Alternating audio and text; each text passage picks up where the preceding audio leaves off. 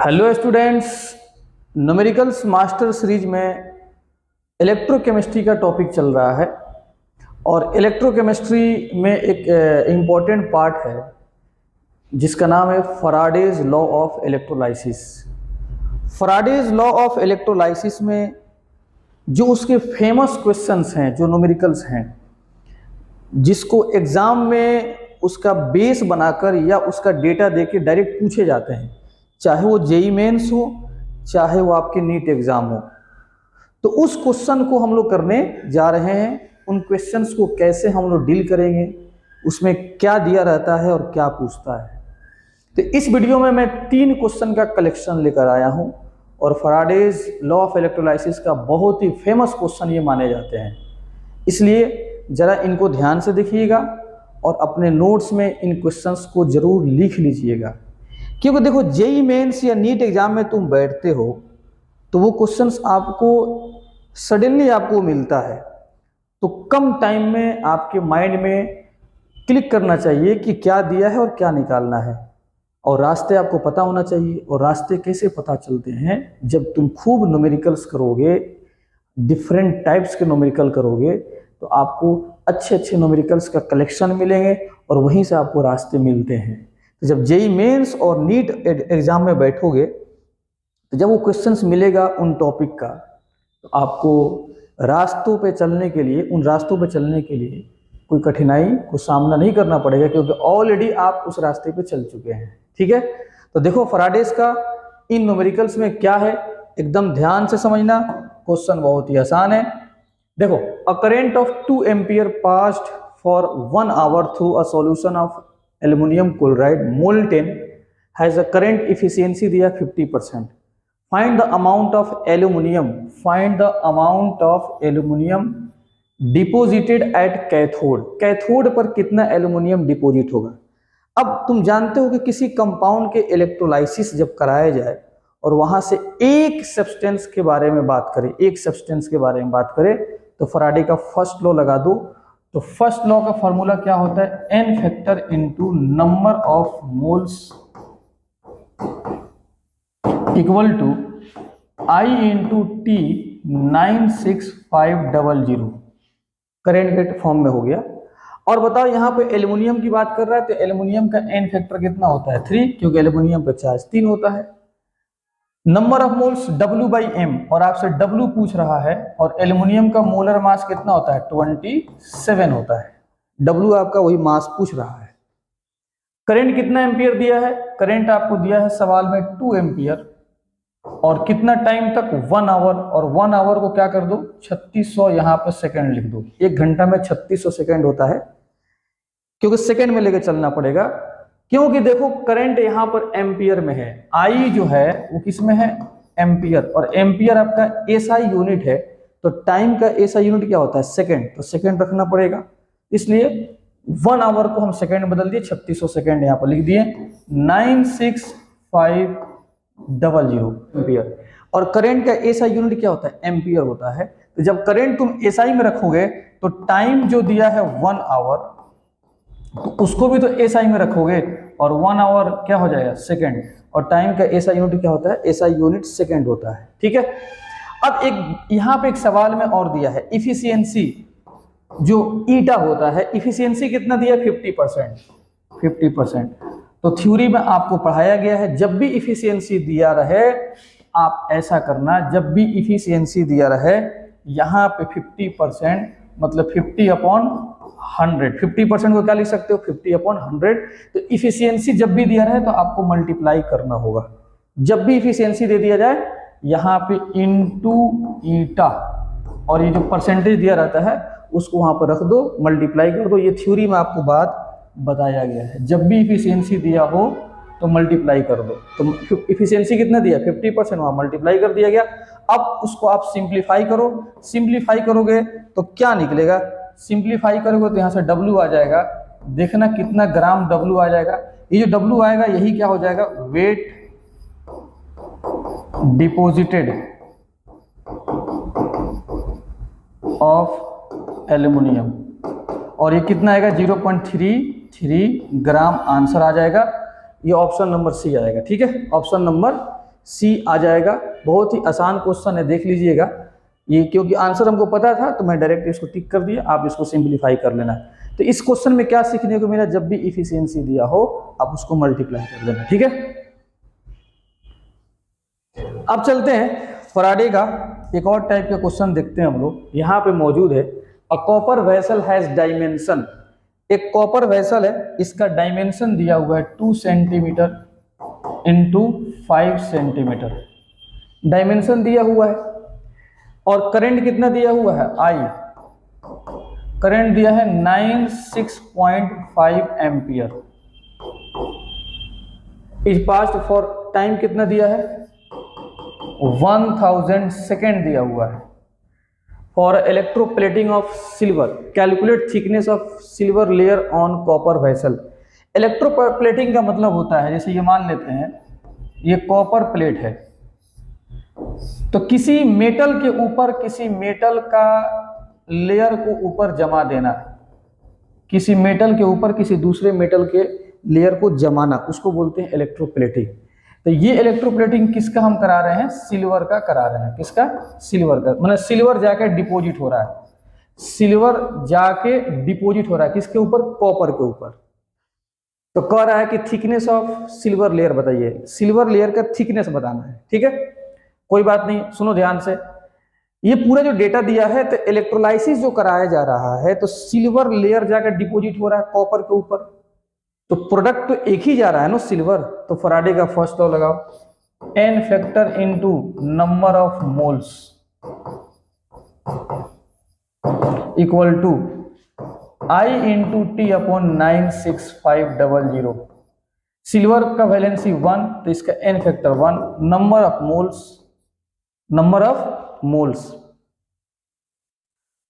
अब number of moles क्या होता है, W/m।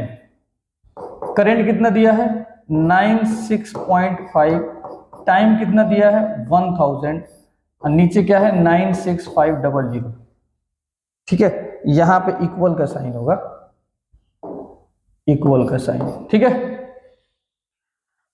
तो एक बात और देख लो, एक बात और देख लो, W/m सिल्वर के लिए कितना होता है, एटॉमिक वेट 108, और ये कितना हो जाएगा, देखो पॉइंट हटाओगे तो 965, एक जीरो कट जाएगा 100, नीचे क्या हो जाएगा 96500, 2 जीरो से 2 जीरो कट गया और ये कट गया, तो W इक्वल टू क्या हो जाएगा, वो 108, W इक्वल टू 108, W कितना आ जाएगा आपका 108 ग्राम आ जाएगा, W आ जाएगा 108 ग्राम, ठीक है। तो मास आ गया, क्या आ गया जी, मास आ गया। अब जरा देखना ध्यान से, मास आ गया। एक बात और बताओ, हम ये चाह रहे हैं कि डेंसिटी बराबर मास बाई क्या होता है, वॉल्यूम। तो डेंसिटी कितना दिया है सवाल में, जरा देखना, डेंसिटी दिया है 108.8 और मास कितना निकाले हो 108 ग्राम, वॉल्यूम। तो वॉल्यूम इक्वल टू कितना हो जाएगा, वॉल्यूम इक्वल टू हो जाएगा 10 सेंटीमीटर क्यूब। देख लीजिए 10 सेंटीमीटर क्यूब आएगा, क्योंकि डेंसिटी जो है 10.8 ग्राम पर सेंटीमीटर क्यूब दिया हुआ है, डेंसिटी 10.8 ग्राम पर सेंटीमीटर क्यूब दिया हुआ है। तो रखो, तो मास 108 ग्राम आया हुआ है, तो वॉल्यूम कितना आ जाएगा 10 सेंटीमीटर क्यूब। यहां से सिंप्लीफाई करना, 10 सेंटीमीटर क्यूब वॉल्यूम आपका आ जाएगा। अब तुम जानते हो कि वॉल्यूम इक्वल टू क्या होता है, length breadth into height, length breadth into height. और डायमेंशन ऑलरेडी दिया हुआ है, कितना 2 सेंटीमीटर इंटू 5 सेंटीमीटर। देखना 2 सेंटीमीटर इंटू 5 सेंटीमीटर, तो दो तो दिया हुआ है, एक नहीं दिया है, और उसी को तुम मान लो थिकनेस। क्या मान लो, थिकनेस। तो अब इस वॉल्यूम के जगह पर LBH के जगह पर क्या कर दें, 2 सेंटीमीटर इंटू 5 सेंटीमीटर, और थिकनेस आपको निकालना है। तो जरा बता दीजिए वॉल्यूम कितना है, 10 centimetre cube, 2 centimetre into 5 centimetre, T centimetre. आप बताइए इस थिकनेस के जगह पर हम क्या लिख दें ताकि आंसर 10 आ जाए। 5 दूनी 10, ये तो ऐसे ही आ जाएगा।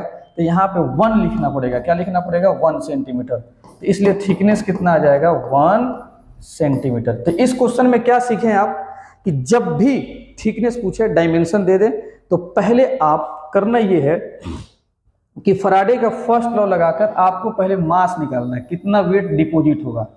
जब मास निकल जाएगा तो मास के हेल्प से, डेंसिटी के हेल्प से आप निकालना वॉल्यूम। जब वॉल्यूम निकल जाएगा तो वॉल्यूम बराबर आप सबको पता है इतना। और क्वेश्चन में ये 2 डायमेंशन दिया है, तो एक नहीं दिया, वही थिकनेस निकालना है, तो टी मान लो वहां पे और उसको कंपेयर करके टी आप आंसर बता दीजिए। आसान क्वेश्चन होते हैं, ठीक है, आप इसको नोट कर लो। ठीक है, अब आगे चलते हैं। देखो ये क्वेश्चन है, एक मरतबा क्वेश्चन भी देख लो। नेक्स्ट क्वेश्चन पे चलते हैं। वाह और मस्त, मजा आ गया जी। अगला सवाल देखो जी, how much time is required to deposit 1 ×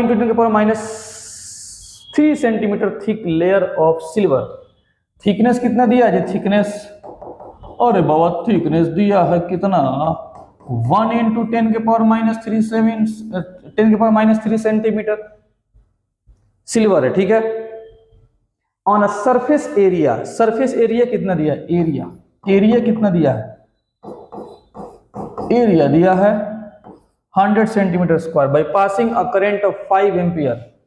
current कितना दिया है? 5 एम्पियर। आपसे कह रहा है कि वो टाइम बताइए, टाइम कितना होगा। तो एक बार बताओ, how much time is required to deposit silver. यहां पे जो प्रोडक्ट है, सिर्फ एक प्रोडक्ट है, सिर्फ सिल्वर की बात कर रहा है, तो फैराडे का कौन सा लॉ लगाओगे? First law, number of moles equal to I × T/96500। N factor बताओ, यहां पर सिल्वर है, सिल्वर का एन फैक्टर कितना हो जाएगा? 1। Number of moles W/m, silver का मोलर मास कितना होता है? 108। W तो पता ही नहीं है, अभी छोड़ दो। I कितना दिया है? करंट 5। टाइम आपको निकालना है, और नीचे कितना होता है? 96500। यही टाइम हम लोगों को निकालना है। दिल थाम कर पूछो, दिल पर रखो हाथ, अब पूछो कि टी आपको निकालना है। टी तब निकलेगा जब W पता हो। अब आइए W निकालते हैं, W निकालने में मेहनत करते हैं। एक बात बताइए कि वॉल्यूम बराबर क्या होता है? Area into thickness. अगर एरिया में थिकनेस से या एरिया में लेंथ वगैरह से मल्टीप्लाई कर दिया जाए तो वॉल्यूम नहीं निकल जाएगा। और बताओ एरिया कितना दिया? 100 सेंटीमीटर स्क्वायर, और थिकनेस कितना दिया है? 10⁻³ सेंटीमीटर। तो ये कितना हो जाएगा बताओ? ये हो जाएगा 1/10 सेंटीमीटर क्यूब। देख लो, 2 जीरो है और उधर -3 है, तो 10⁻⁻1 मतलब 1/10 सेंटीमीटर क्यूब को लिख सकते हो 0.1 सेंटीमीटर क्यूब। ये हो गया वॉल्यूम, ठीक है। अब देखना काम क्या है कि आप सबको पता है कि डेंसिटी बराबर होता है मास बाई वॉल्यूम।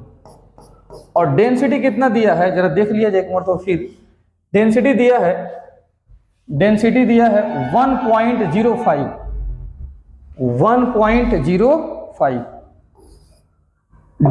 है 1.05। मास, वही तो मास आपको निकालना है। 0.1 आपका वॉल्यूम है, 0.1 आपका वॉल्यूम निकल चुका है, ठीक है। और यहां से मास निकाला जाएगा। मास कैसे निकालोगे? 1.05 × 0.1, इतना ग्राम यहां से मास आ गया। अब यही मास उठाकर हम क्या करेंगे? यहां पर रख देंगे 1.05 × 0.1 अपॉन 108 इक्वल टू 5 × T 96500। यहीं से T तुम निकालोगे और T किस में आएगा? सेकंड में आएगा। क्यों T सेकंड में आएगा? क्योंकि करंट जो आप रखे हो वो एम्पियर में रखे हो, और एम्पियर SI यूनिट होता है, तो टाइम का भी SI यूनिट सेकंड ही होगा, तो टाइम भी किस में निकलेगा? सेकंड में। आप इसको अच्छे से सिंप्लीफाई करना, देखना T निकलेगा, और T का आंसर पता है कौन सा आएगा? देखो यहाँ पर लिखा हुआ है 18.7 आंसर आ जाएगा। 18.7 आप खुद निकालो, थोड़ा सा मेहनत करो। अगर हम निकालेंगे तो वीडियो का लेंथ बढ़ जाएगा, ठीक है। आप उसको सिंप्लीफाई करो, निकालो। सर एक बार तो और बता दीजिए, इस क्वेश्चन को देख लो। हमने क्या किया कि फैराडे का फर्स्ट लॉ लगा दिया, थिकनेस निकालना है, तो मास का तो कम ही है, सिल्वर का मास पता नहीं है, तो कोई बात नहीं। देखो सवाल में डेंसिटी दिया है, हम क्या करेंगे, उस थिकनेस और एरिया के हेल्प से वॉल्यूम निकाल लेंगे। और आप सबको पता है कि वॉल्यूम निकल गया और मास हमको मास चाहिए, क्या चाहिए, मास। तो डेंसिटी दिया है, अब वॉल्यूम निकल गया, तो डेंसिटी और वॉल्यूम के हेल्प से मास निकाल लो। जब ये मास निकल जाएगा तो यहाँ पे W को जगह पर रख दो और T यहाँ से निकल जाएगा। तो इन क्वेश्चन को थोड़ा सा, ये 3 क्वेश्चन था, इसको अच्छे से आप देख लीजिएगा, बहुत ही इंपॉर्टेंट क्वेश्चन है आपका फैराडे फर्स्ट लॉ का, बहुत ही कॉन्सेप्ट को क्लियर करा देता है। ठीक है, इसको आप देख लीजिएगा। Okay, thank you.